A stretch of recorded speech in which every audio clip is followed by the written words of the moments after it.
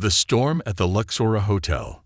The Luxor Hotel, a shining jewel nestled in the heart of downtown Chicago, was synonymous with prestige and luxury.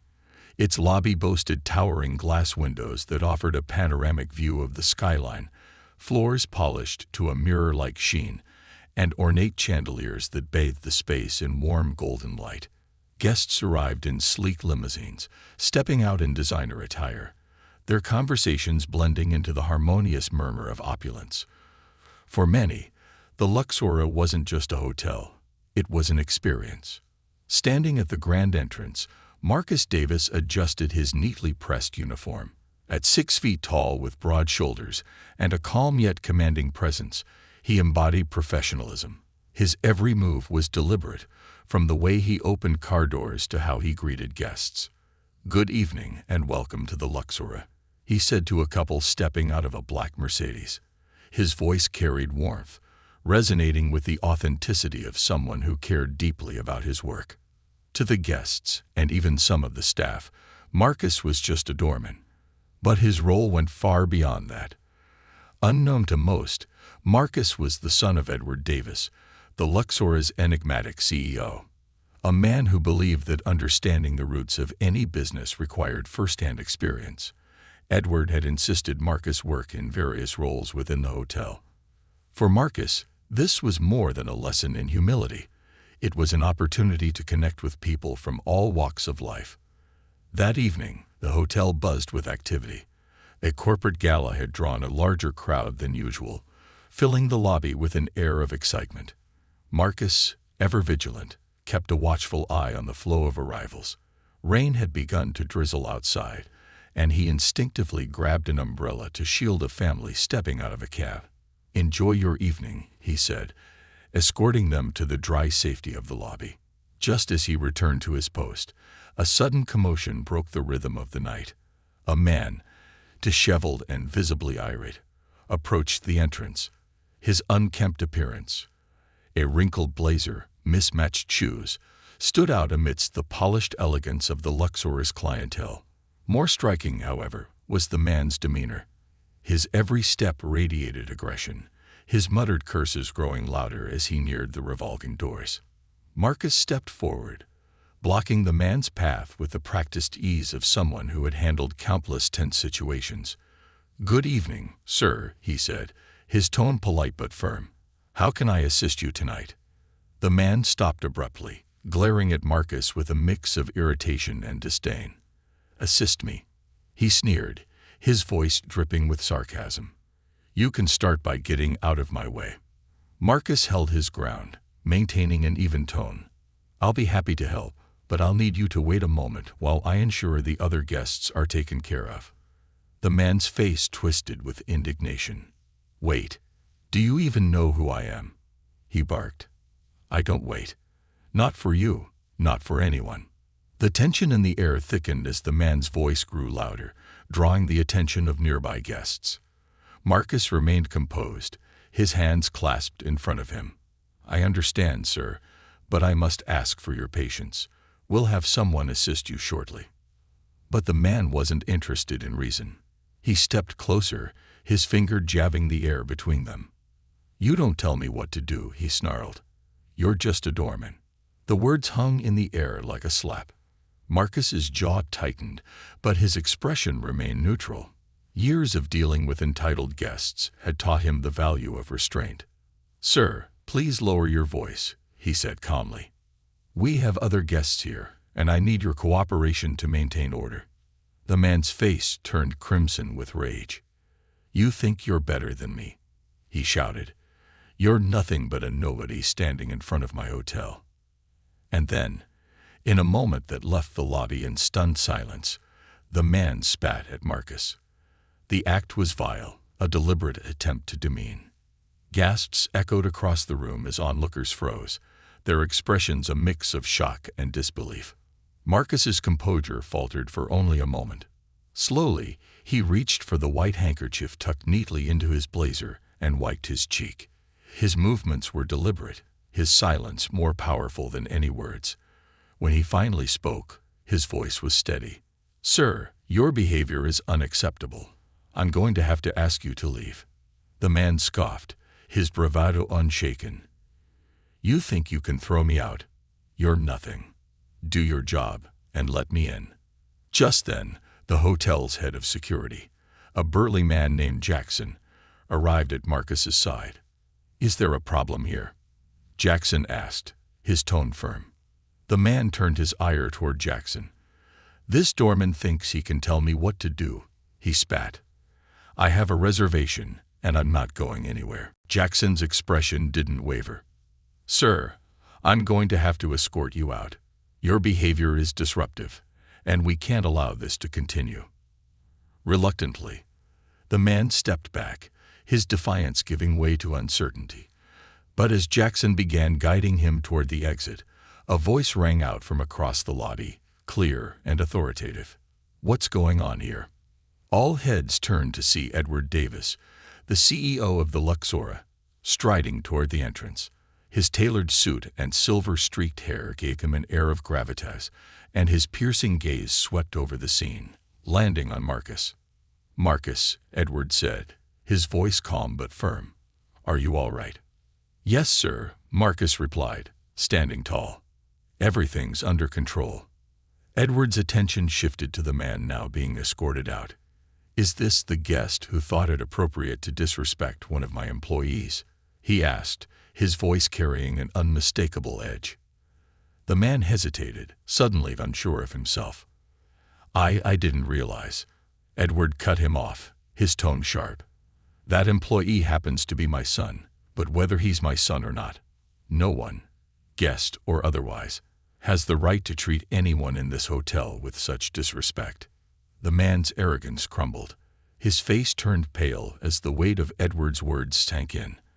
"I'm sorry," he mumbled, but it was too late. Jackson escorted him out, leaving the lobby in an eerie silence.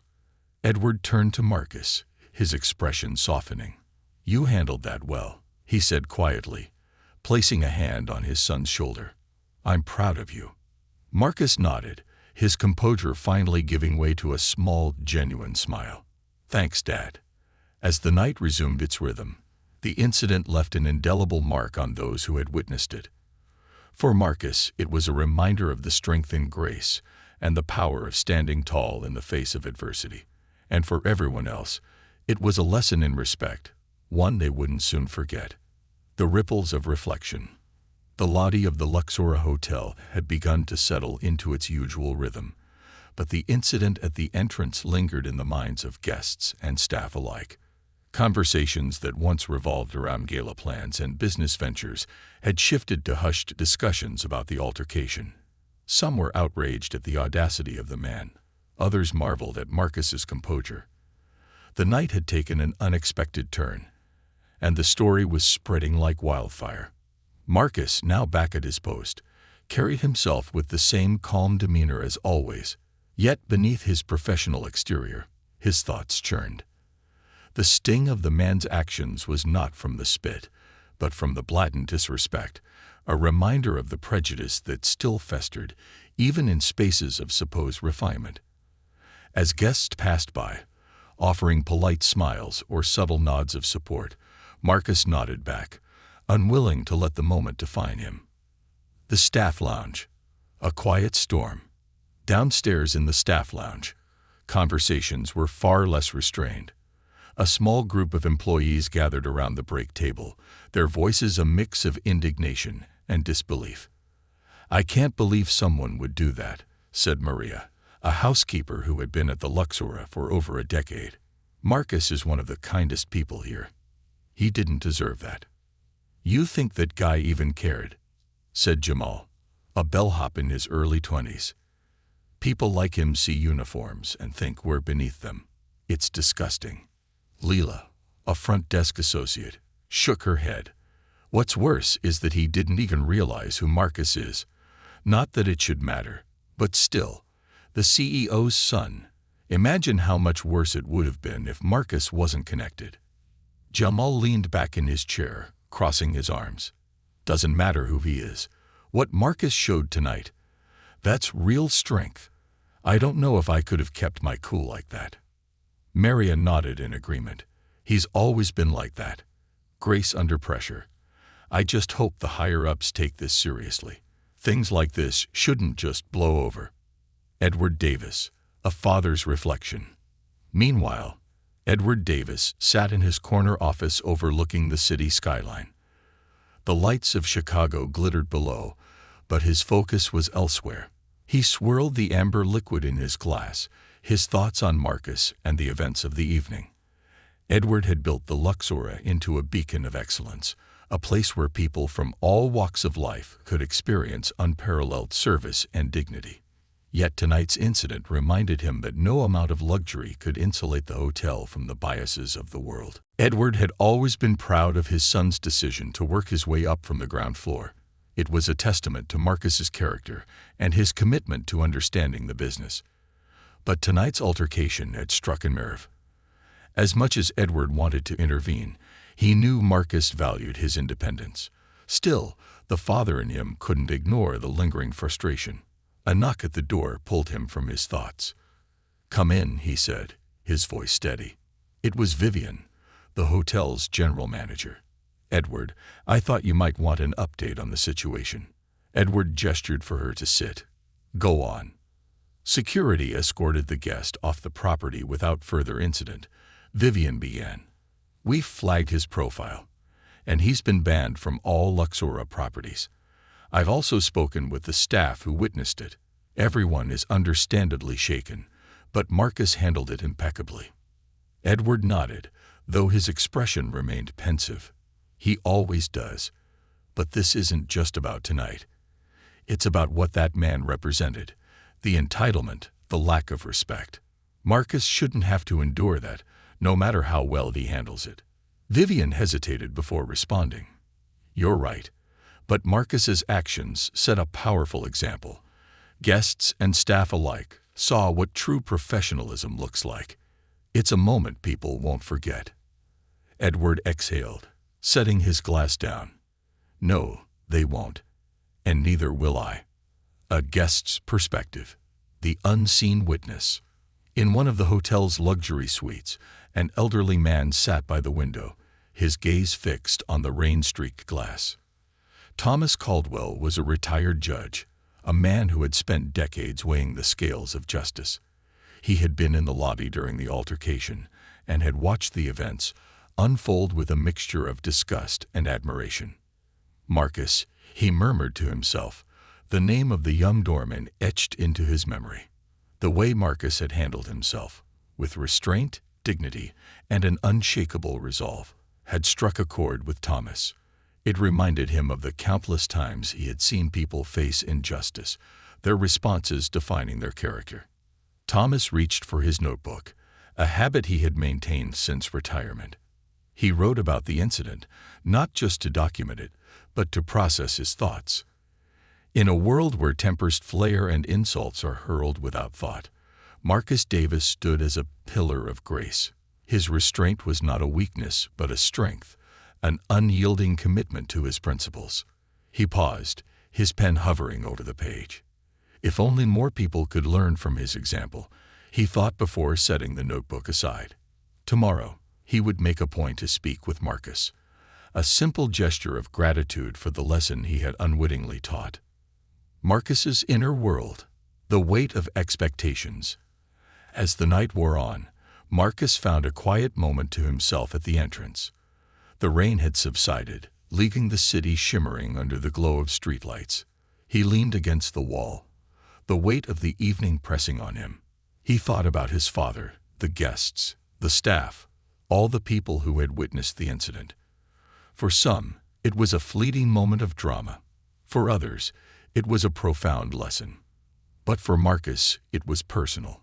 It wasn't just about what had happened. It was about what it represented. The struggle to prove one's worth, to rise above prejudice, to be seen for who you truly are. A soft voice interrupted his thoughts. "Marcus."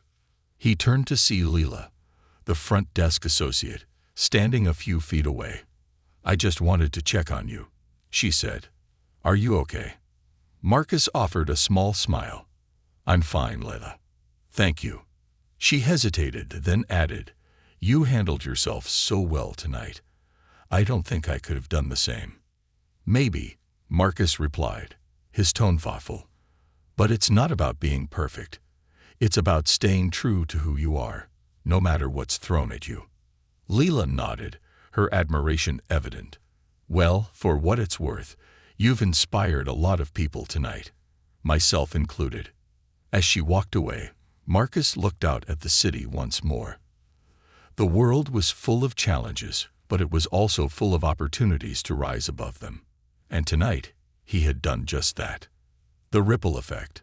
By the time the clock struck midnight, the Luxor had returned to its usual elegance, but the evening's events had left an indelible mark.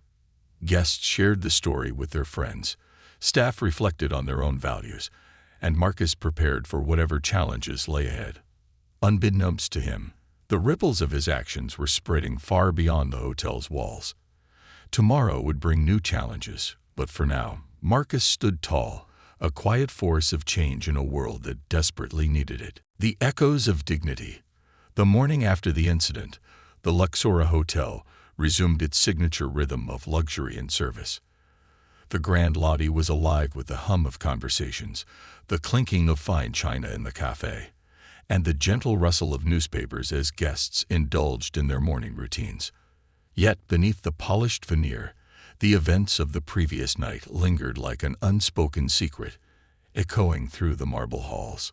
Marcus arrived early, his uniform impeccably pressed, his demeanor as composed as ever. He greeted each guest with his usual warmth, as though the previous night's indignities had never occurred. But for many of the staff and returning guests, Marcus's calm presence carried a deeper meaning. To them, he wasn't just the doorman anymore. He was a symbol of grace under pressure, a reminder of the strength found in restraint. The morning debrief.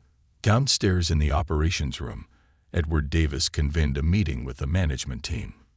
Vivian, the general manager, was already there, alongside Jackson, the head of security, and a few department heads. The atmosphere was tense but purposeful. The team knew this wasn't just about resolving an incident. It was about setting a precedent. Edward leaned forward, his fingers steepled as he spoke. "Last night's events were unacceptable, but they've also given us an opportunity. How we respond will set the tone for what we stand for as a hotel." Vivian nodded. Marcus's response has already set a strong example. The staff are talking about it, and even the guests are commending his composure. "But we can't let this end with just words," Jackson interjected. "We need a clear message that this kind of behavior won't be tolerated, ever." Edward's eyes narrowed in thought. "Agreed. I want a formal statement issued to all guests and staff, reinforcing our commitment to dignity and respect. And I want Marcus involved in crafting it. His voice needs to be heard." Vivian raised an eyebrow. "You think Marcus will want to speak out?" Edward's lips twitched in a subtle smile. "My son is many things. Quiet isn't one of them." A guest's apology. As Marcus attended to his duties at the entrance, a familiar figure approached. Thomas Caldwell, the retired judge, was dressed in a tailored suit, his presence as commanding as ever. He carried a small envelope in one hand and a walking cane in the other. "Good morning, Mr. Caldwell." Marcus greeted him with a nod. "How can I assist you today?" Thomas smiled warmly. "Actually, young man, I came to assist you." He handed Marcus the envelope. "Inside, you'll find a personal letter and a recommendation. Last night, I watched you handle yourself with more dignity than most men I've seen in my decades on the bench. You taught me something." Marcus hesitated, taking the envelope with a nod of gratitude. "Thank you, sir. That means a lot." Thomas's expression softened. Dignity and respect are rare commodities these days. You display both in abundance. If you ever need anything at all, you have my card. As the judge walked away, Marcus slipped the envelope into his pocket, feeling a rare surge of pride. It wasn't about recognition. It was about knowing he'd made a difference. The staff meeting. Later that afternoon, Marcus was called to a staff meeting in the conference room. He entered to find a room filled with familiar faces: housekeepers, bellhops, concierges, and other team members, all seated in quiet anticipation. Edward stood at the front, his presence commanding as he addressed the group. "Thank you all for coming," Edward began. "I wanted to take this moment to acknowledge what happened last night.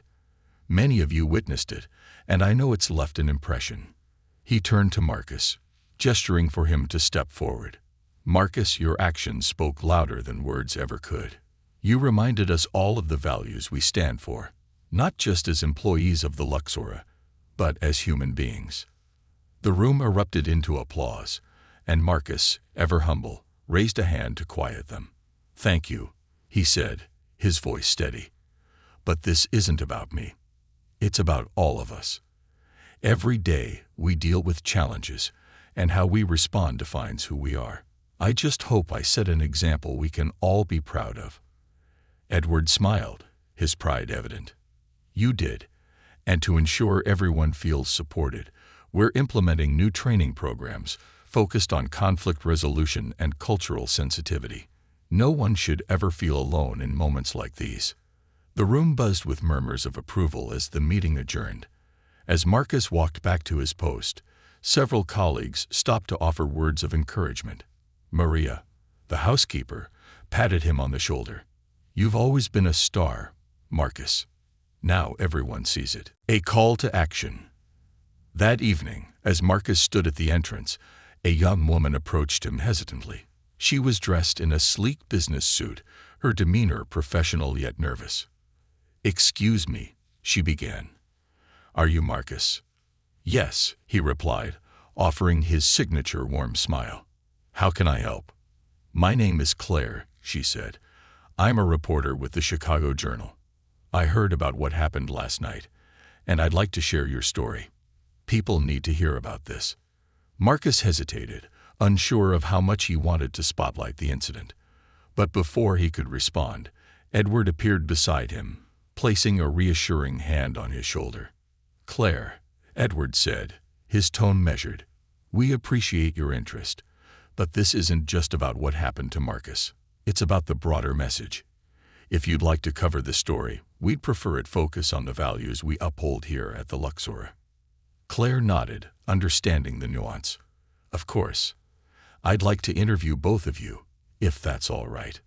Marcus exchanged a glance with his father, then nodded. "Sure. Let's do it." The ripple effect.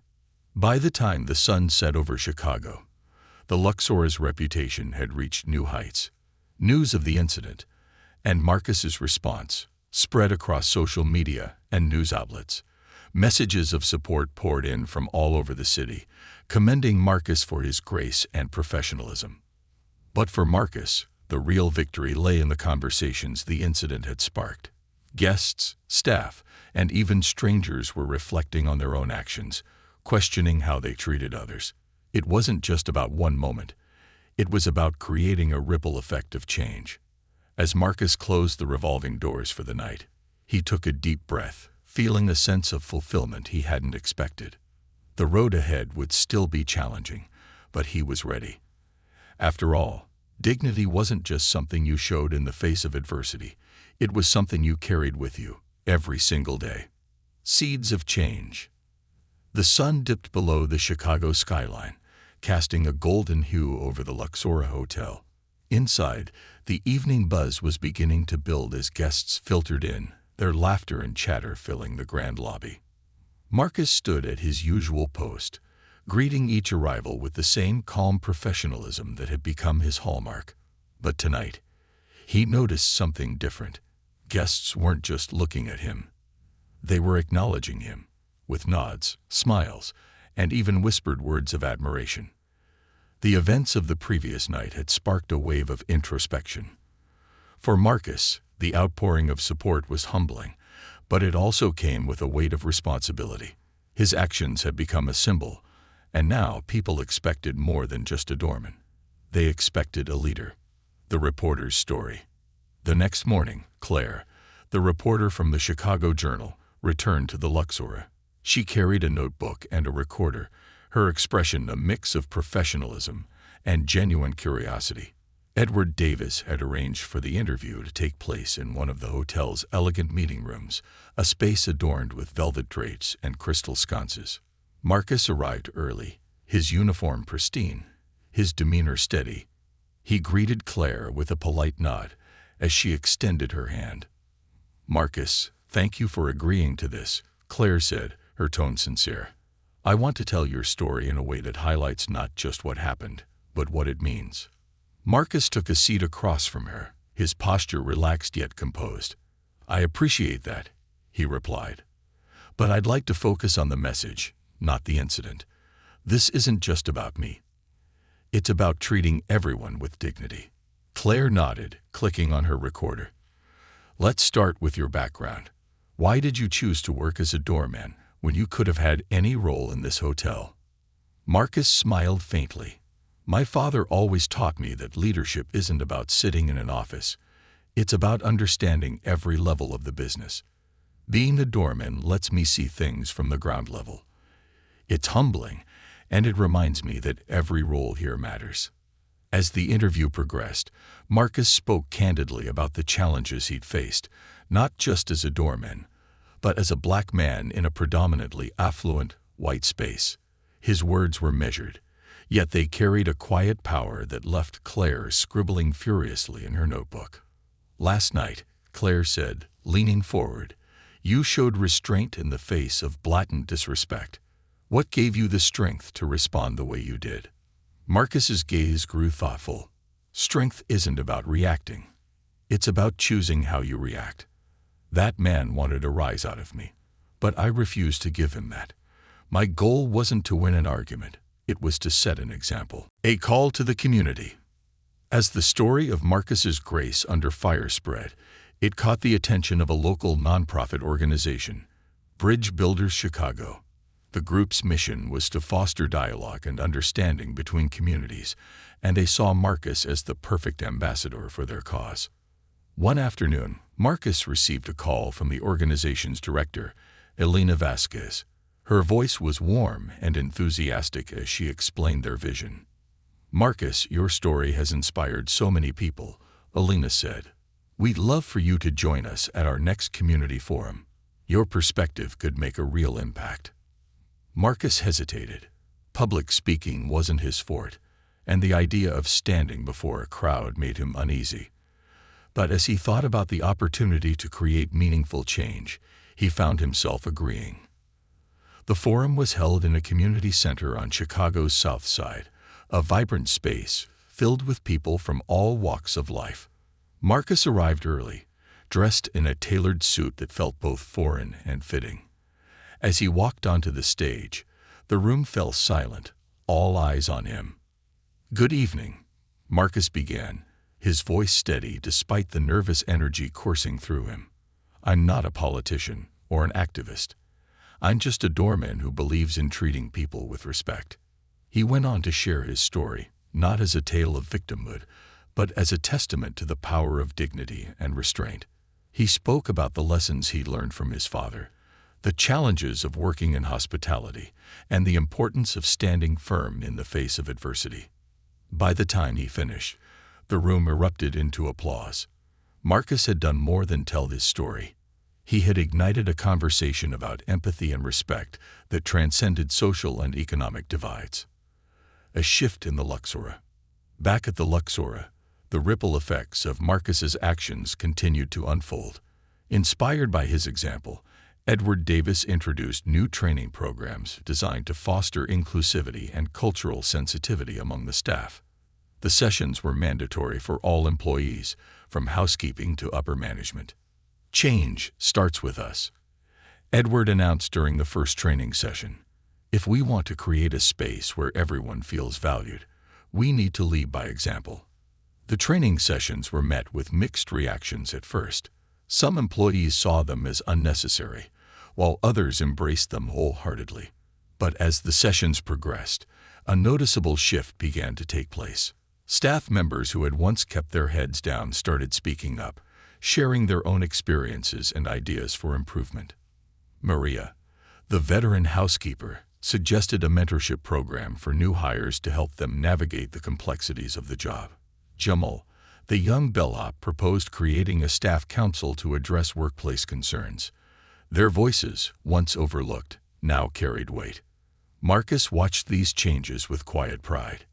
He had never set out to be a catalyst, but he couldn't deny the impact his actions had sparked. A father's pride. One evening, as Marcus prepared to leave for the day, Edward approached him in the lobby. The two men stood in silence for a moment, the weight of unspoken words hanging between them. "I saw the article in the Chicago Journal," Edward said finally. "You handled yourself beautifully." "Thanks, Dad," Marcus replied, his voice tinged with both humility and gratitude. Edward placed a hand on Marcus's shoulder, his expression softening. "You've always had a way of bringing out the best in people. It's a gift, and I couldn't be prouder." For Marcus, those words meant more than any applause or accolades. They were a reminder of why he had chosen this path, to honor the values his father had instilled in him and to create a legacy of respect and dignity. The bigger picture. As the weeks turned into months, the incident at the Luxora became more than just a story. It became a movement. Guests who had once viewed the staff as mere functionaries began treating them with newfound respect. Employees who had once felt invisible found their voices. And Marcus, the doorman who had stood tall in the face of prejudice, became a symbol of quiet strength. But for Marcus, the journey was far from over. Each day brought new challenges, new opportunities to lead by example. And as he stood at the entrance of the Luxora, greeting guests with his signature warmth, he knew one thing for certain. Dignity wasn't just something you showed, it was something you lived. And Marcus Davis was living it every single day. A new standard. The Luxora Hotel's reputation had always rested on its luxurious amenities, impeccable service, and polished image. But in the wake of Marcus's story, its identity began to shift towards something more profound. A commitment to human dignity. Marcus had become a quiet hero, and his actions had left an indelible mark on the staff, the guests, and even the city of Chicago.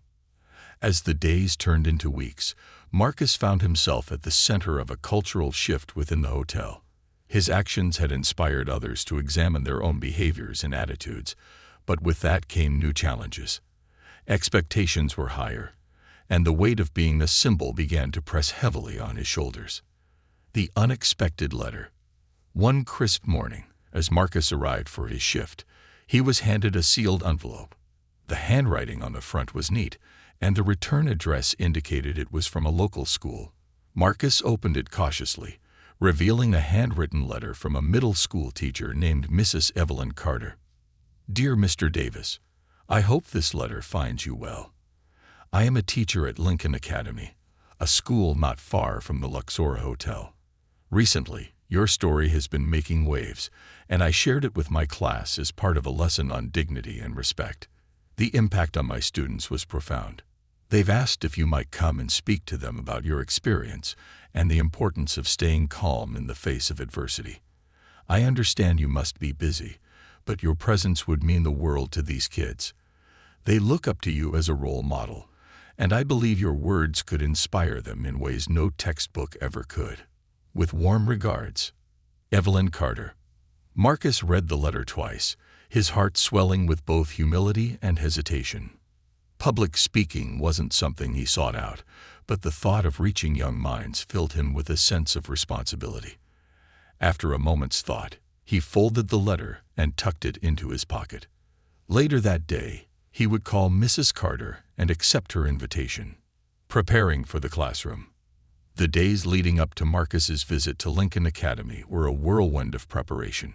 He wanted to craft a message that would resonate with the students while staying true to his experience. Late at night, he sat in his small apartment, jotting down notes and rehearsing his speech in front of the mirror. He thought about his own childhood, growing up as the son of a hotel magnate. Despite his privileged upbringing, his father had insisted on instilling values of hard work and humility. Edward Davis often said, "It doesn't matter what you do in life. What matters is how you treat people." Those words had guided Marcus through every challenge he'd faced, and now they would guide him in what felt like his most important task yet. The day of the talk.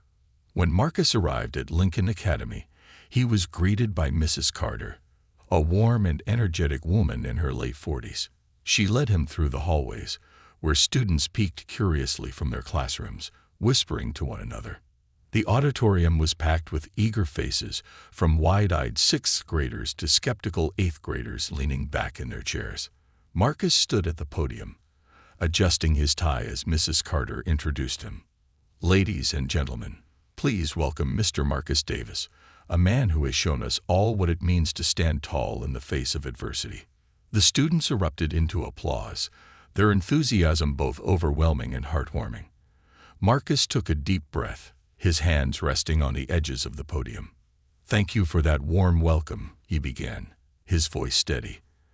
"I want to start by saying I'm not here as someone who has all the answers.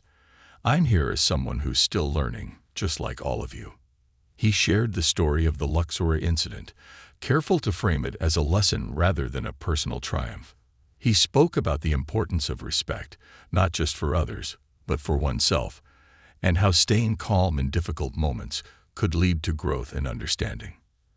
At one point, a young girl in the front row raised her hand. "Mr. Davis," she asked shyly, "weren't you scared when that man yelled at you?" Marcus smiled gently. "You know, I wasn't scared of him. What I was scared of was losing my integrity. If I had reacted with anger, I wouldn't have been true to myself.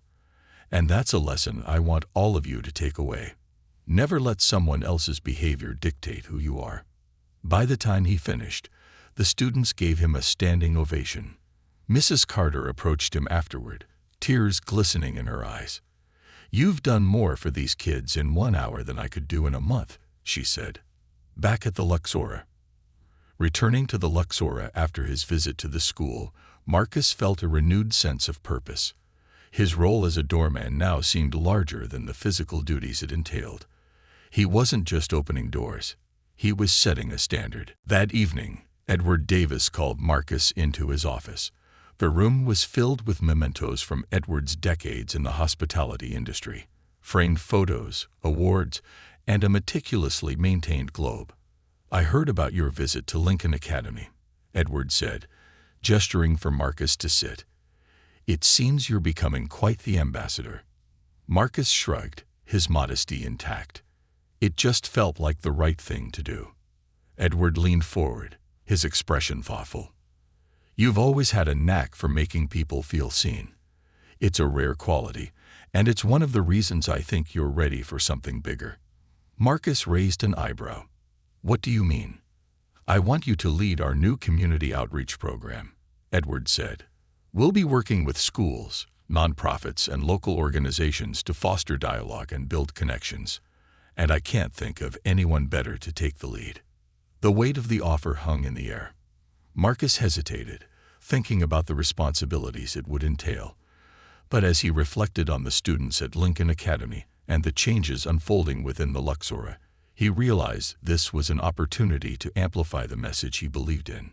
"I'll do it," he said finally, his voice steady. "But only if I can keep working at the front door." Edward chuckled, his pride evident. "Deal.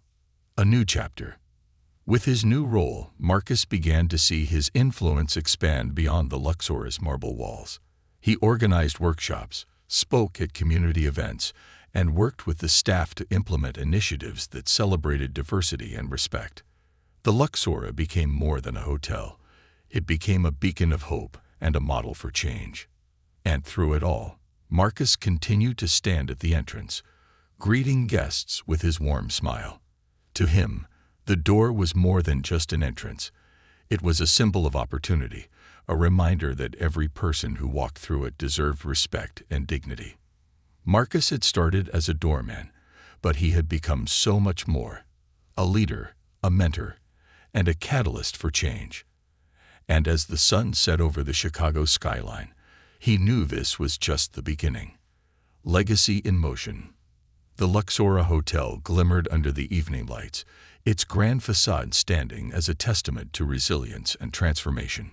Inside, the once familiar rhythms of luxury were imbued with a deeper meaning. Guests and staff alike moved through the polished marble halls, not just as individuals occupying roles, but as participants in a culture of respect and dignity. At the heart of it all stood Marcus Davis. His presence at the grand entrance was as steadfast as ever, yet the impact of his journey now extended far beyond the revolving doors. Marcus was no longer just a doorman. He was the soul of the Luxora, a living embodiment of its commitment to values that transcended mere luxury. A meeting of minds. Late one afternoon, Marcus was called into a meeting with Edward Davis and Vivian, the general manager.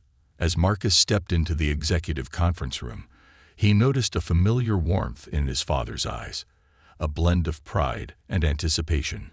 "Take a seat, Marcus," Edward said, gesturing to a chair. "We've got something important to discuss."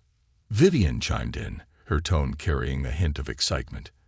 "As you know, the community outreach program has been a huge success, but there's more we want to do, something that could cement the Luxora as a leader in hospitality and human connection." Edward leaned forward, clasping his hands. "We're creating the Luxora Foundation. Its mission will be to support initiatives that promote dignity, respect, and inclusivity across industries and communities, and we want you to be the face of it." Marcus blinked, the weight of the proposal sinking in. "The face of it," he repeated. Edward smiled. "You're more than qualified. The way you've handled yourself, the way you've inspired others, makes you the perfect person to lead this charge. The foundation won't just be about charity. It'll be about changing perspectives, creating opportunities, and fostering a culture of empathy." Marcus sat back, his mind racing. He had always seen himself as someone who worked quietly in the background, but the idea of leading something so impactful resonated deeply. "What would this mean for my current role?" Marcus asked. "You'll still be at the entrance if that's what you want," Edward assured him. "But your responsibilities will expand. You'll be traveling, speaking, and working with organizations that share our vision." After a long pause, Marcus nodded. "I'm in. Let's do it." The Luxora Foundation, a grand unveiling. The foundation's launch was a grand affair, held in the hotel's opulent ballroom. The room was filled with industry leaders, community organizers, and media representatives, all eager to witness the beginning of something transformative. Marcus, dressed in a sharp navy suit, stood at the podium as Edward introduced him to the audience. The spotlight felt heavier than usual, but Marcus drew strength from the journey that had brought him here. "Good evening," Marcus began, his voice resonating through the room. "When I started working at the Luxora as a doorman, I didn't expect my role to carry much weight. I thought I was just here to open doors and welcome guests. But over time, I realized that even the smallest actions, greeting someone with kindness, treating every individual with respect, can have a profound impact." He paused, letting his words sink in. The Luxora Foundation is about more than hospitality. It's about breaking down barriers, challenging prejudices, and creating spaces where everyone feels valued. This isn't just a mission, it's a movement, and I'm honored to be a part of it. The room erupted into applause, the energy electric. Marcus felt a surge of pride, not just for himself, but for the collective effort that had made this moment possible. The first project. The Foundation's first major initiative was a partnership with Lincoln Academy, the school where Marcus had spoken weeks earlier. The goal was to create mentorship programs that connected students with professionals from diverse fields, offering them guidance and inspiration for their futures. Marcus visited the school regularly, building relationships with the students and helping them navigate challenges. One day, a young boy named Jameer approached him after a workshop. "Mr. Davis," Jameer said hesitantly, "how did you know what you wanted to do?" "I don't even know where to start." Marcus crouched to meet Jameer's gaze. "You don't have to have all the answers right now," he said. "What matters is finding something you care about, something that makes you feel alive, and following that." And when you face obstacles, remember that how you handle them will shape who you are. Jameer nodded, a small spark of determination in his eyes. It was moments like these that reminded Marcus why he had taken on this new role. Challenges and triumphs. The work wasn't always easy. As the foundation grew, so did the complexity of its projects. There were setbacks, disagreements, and moments of doubt. But Marcus faced each challenge with the same grace and resilience that had defined him from the beginning. One particularly difficult project involved partnering with a high-profile corporation that had faced allegations of workplace discrimination. The collaboration drew criticism from activists who questioned the foundation's values. Marcus addressed the controversy head-on, organizing a public forum to discuss the issue and pushing the corporation to adopt meaningful reforms. "We're not here to sweep problems under the rug," Marcus said during the forum. "We're here to confront them and create lasting change." His transparency and determination won over skeptics, and the project ultimately became a model for corporate accountability. A new legacy. As the Luxora Foundation flourished, so did Marcus's influence. He became a sought-after speaker, sharing his story at conferences and universities around the world. But no matter how far he traveled, he always returned to the Luxora Hotel, where he continued to greet guests with the same warm smile that had started it all. One evening, as Marcus stood at his post, a middle-aged woman approached him. She hesitated before speaking, her eyes filled with emotion. "Mr. Davis," she said, "I read about you in the paper. My son was one of the students you mentored at Lincoln Academy. He just got accepted to college, something we didn't think was possible. I just wanted to thank you." Marcus felt a lump rise in his throat. "It's an honor to be a part of his journey," he said sincerely. As the woman walked away, Marcus looked up at the glittering Luxora sign, the weight of its history and future resting on his shoulders. He thought about his father's words, the lessons he'd learned, and the people he'd met along the way. This wasn't just his legacy, it was theirs. And as the city lights flickered to life, Marcus stood tall, ready to continue opening doors, not just to the Luxora, but to a brighter, more compassionate world.